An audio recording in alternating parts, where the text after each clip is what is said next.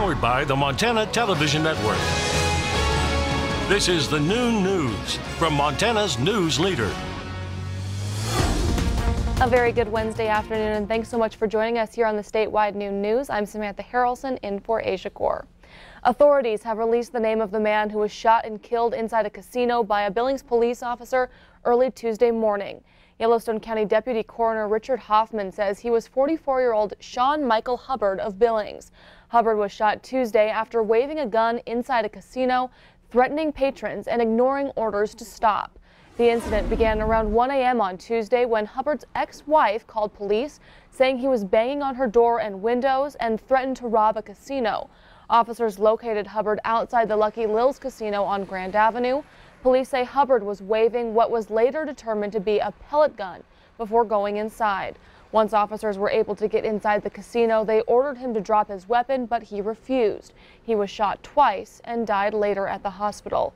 Hubbard's criminal record includes convictions of fraudulently obtaining drugs and theft in Lewis and Clark and Park counties. Authorities in Sweetgrass County believe they found the body of a man who has been missing for close to 2 weeks.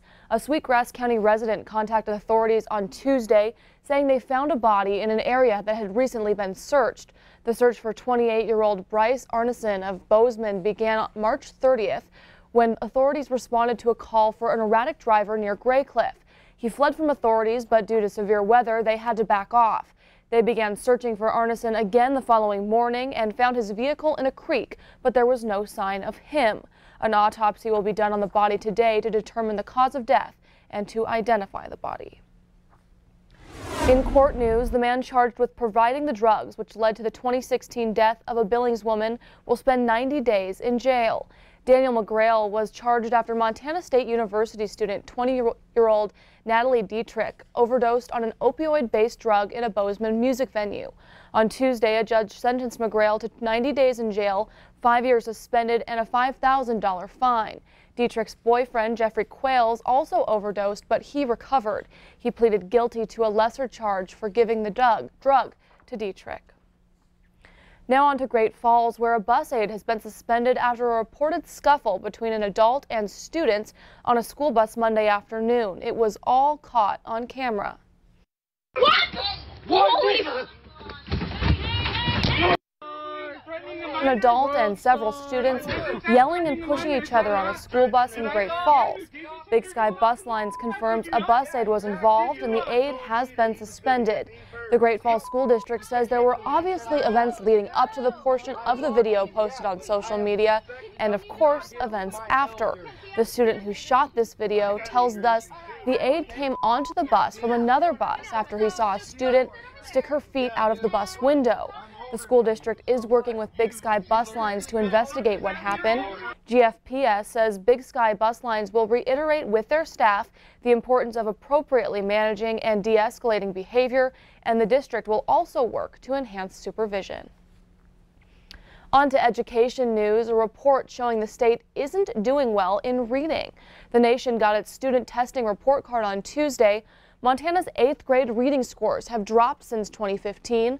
Montana is the only state in the country to see a decrease in these test scores. But Montana's average 8th grade student score of 267 is slightly above the national average of 265.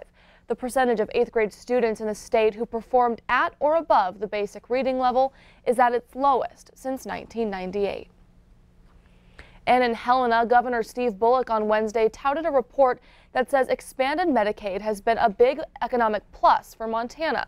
Montana's expanded Medicaid program now provides government-funded health coverage to 94,000 low-income adults. The report, commissioned by two groups who favor the expansion, says it's creating 5,000 new jobs in the state and $270 million in additional personal income. Most of the program's funding comes from the federal government, but the state share will increase to 10% of the overall cost by 2020. The program, however, is set to expire next year. Bullock indicated Wednesday he supports a proposed ballot measure which would ask voters to extend Medicaid expansion using tobacco taxes to fund the state share. But if effort fails, the governor said there's still a strong argument for the legislature to vote to continue it. Our rural hospitals, who were at one point dealing with up to 40% of their population walking through those hospital doors not having insurance, will say this is important to continue. I think our providers will say this is important to continue. I am hopeful that we've gotten beyond sort of divisive rhetoric and actually look at what works, and I think the Democrats and Republicans can agree that this has worked for Montana. The proposed voter initiative on Medicaid expansion has yet to be circulated or qualified for the ballot. Well, weather began to look a little bit more spring-like around the state, but that might change here in the next couple days. That's right. We're going to change all that spring rain we've been having in the sunshine for another round of rain and snow showers. Let's take a look at Doppler radar. As you can see, things clearing out through the morning hours from west to east as those showers, heavy at times in areas of southern Montana, are pushing off towards the Dakotas. But that's just the first round as winter storm watches are into effect. This will be translated into winter storm warnings and winter weather advisories as we start getting a clearer picture of exactly where we're going to see some of those heavier snow showers start to develop. But in the meantime, we'll start for more showers developing in southwest Montana tonight. Widespread rain, snow, wind. Thursday turns into a real snowmaker Thursday night into Friday. More on that coming up in a few minutes. All right, thank you, Ed. And in national news, a major shakeup in Republican House leadership is reverberating across Washington. This morning, House Speaker Paul Ryan announced that he will not seek re-election. Angelica Alvarez has more from Washington. House Speaker Paul Ryan announced he will not seek re-election so that he can spend more time with his family. If I am here for one more term, my kids will only have ever known me as a weekend dad. I just can't let that happen. The 48-year-old representative from Wisconsin leaves Congress with accomplishments, including major reform of the tax code. Today, Mr. Trump tweeted, Speaker Paul Ryan is a truly good man. He will leave a legacy of achievement that nobody can question. But Ryan's decision to step away from Congress comes at a time when Republicans face uncertainty of winning seats during the midterm elections. I really do not believe whether I stay or go in 2019 is going to affect a person's individual race for Congress. Ryan served nearly 20 years in the House and is one of the youngest to be elected Speaker of the House. In a closed-door meeting earlier today, he received a standing ovation from colleagues and even shed some tears. He leaves a tremendous legacy. And he achieved his ultimate career goal of comprehensive tax reform, and we thank him for being an outstanding leader of our conference and our country. Ryan's departure opens the door for new leadership, with Representative Kevin McCarthy and Steve Scalise seen as frontrunners. In a statement, Speaker Ryan said he will serve out his full term, run through the tape, and retire in January. Angelica Alvarez, CBS News, Washington. Well, thank you so much for joining us here on the Noon News. Coming up, Facebook's CEO in the hot seat again today. We'll have the latest from the testimony on Capitol Hill, but first, Ed is in with a full look at the forecast. We'll be right back.